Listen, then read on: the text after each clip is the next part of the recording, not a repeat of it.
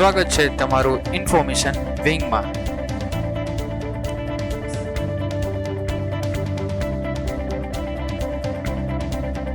મિત્રો આપણને ખ્યાલ છે કે ગુજરાત પોલીસ ભરતી બોર્ડ દ્વારા છે જે જુદી જુદી પ્રકારની જે પોલીસ કોન્સ્ટેબલની જે ભરતી આવેલી છે હથિયારી અને બિન હથિયારીની તેની માહિતી આપણે મેળવી છે, જેમાં 12,472 જગ્યાઓ છે। હવે આનો અભ્યાસક્રમ, વયમર્યાદા, સિલેબસ અને પેટર્ન એના વિશે આપણે આ વિડીયોમાં વાત કરશું।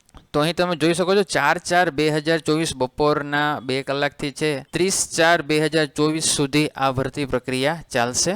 કેટેગરી વાઇઝ અને વર્ગ વાઇઝ પણ અહીં તમે સંખ્યા જોઈ શકો છો। આ ભરતીમાં જે 12,472 સંખ્યા છે તે કેટેગરી વાઇઝ અને વર્ગ વાઇઝ અહીં રાખેલી છે, તે આપ અહીં વિડીયો પોસ્ટ કરીને જોઈ શકો છો।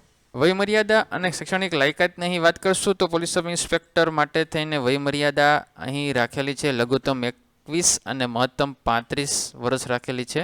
બિન હથિયારી પોલીસ સબ ઇન્સ્પેક્ટર માટે થઈને સ્નાતકની પદવી હોવી જરૂરી છે, એટલે કે ગ્રેજ્યુએશન અહીં કમ્પ્લીટ કરેલું હોવું જોઈએ। લોકરક્ષક કેડર એટલે કે બિન હથિયારી જે પોલીસ કોન્સ્ટેબલ છે, હથિયારી પોલીસ કોન્સ્ટેબલ છે, જેલ સિપાઈ અને હથિયારી પોલીસ કોન્સ્ટેબલ SRP, તેમાં ફક્ત ધોરણ 12 પાસ માગેલું છે। લઘુત્તમ ઉંમર 18 વર્ષ અને મહત્તમ 33 વર્ષ અહીં રાખેલી છે। અહીં પોલીસ સબ ઇન્સ્પેક્ટર અને લોકરક્ષકની કેડરમાં ઉપલી મર્યાદામાં પણ છૂટછાટ મળશે, જેમાં SC, ST, OBC અને EWSના ઉમેદવારને છે તે નિયમ મુજબ છે તે 5 થી લઈને 10 વર્ષ સુધીની છૂટછાટ અહીં આપવામાં આવશે।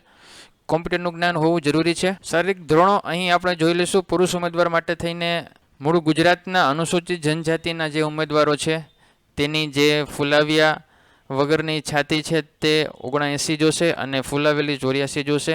ઊંચાઈ સેન્ટીમીટરમાં છે 162 જોશે। અહીં અનુસૂચિત જનજાતિ સિવાયના તમામ ઉમેદવાર, જેમાં OBC, ઓપન એ બધા આવી જાય છે, જેને 165 સેન્ટીમીટર ઊંચાઈ જોશે અને 79 છાતી ફૂલા વિનાની અને 84 ફૂલાવેલી અહીં જોશે। મહિલા ઉમેદવાર માટે પણ અહીં તમે જોઈ શકો છો ગુજરાતના અનુસૂચિત જનજાતિના ઉમેદવાર માટે થઈને 150 સેન્ટીમીટર ઊંચાઈ છે અને જનજાતિ ઉમેદવારો સિવાયના જે તમામ છે તેને 155 સેન્ટીમીટર રાખેલી છે।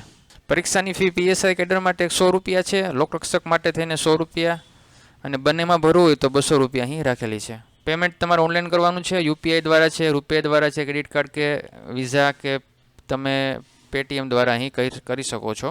પરીક્ષાના ધોરણોની અહીં વાત કરશું આપણે તો પરીક્ષા પોલીસ સબ ઇન્સ્પેક્ટર કેડરની જે પરીક્ષા છે તેમાં ફર્સ્ટ સ્ટેજ રહેશે ફિઝિકલ ટેસ્ટનું, એમાં ક્વોલિફાય થયા બાદ સેકન્ડ સ્ટેજની મેઇન પરીક્ષા આપવાની રહેશે। ને લોકરક્ષકની જે કેડર છે તેમાં પણ ફર્સ્ટ સ્ટેજ ફિઝિકલ ટેસ્ટ એટલે કે પહેલું ફિઝિકલ ટેસ્ટ આપવાની રહેશે અને સેકન્ડ સ્ટેજમાં છે MCQ પ્રકારની ટેસ્ટ હશે। ફિઝિકલ ટેસ્ટની પણ અહીં માહિતી આપેલી છે, જેમાં દોડ રહેશે। દોડમાં પુરુષ ઉમેદવારને 5000 મીટરની દોડ વધુમાં વધુ 25 મિનિટમાં પૂરી કરવાની રહેશે। મહિલા ઉમેદવાર માટે થઈને 1600 મીટરની દોડ રહેશે, તે વધુમાં વધુ 9 મિનિટ ને 30 સેકન્ડમાં પૂરી કરવાની રહેશે। જ્યારે એક્સ સર્વિસમેન માટે થઈને 2400 મીટરની દોડ રહેશે, જે 12 મિનિટ 30 સેકન્ડમાં પૂરી કરવાની રહેશે।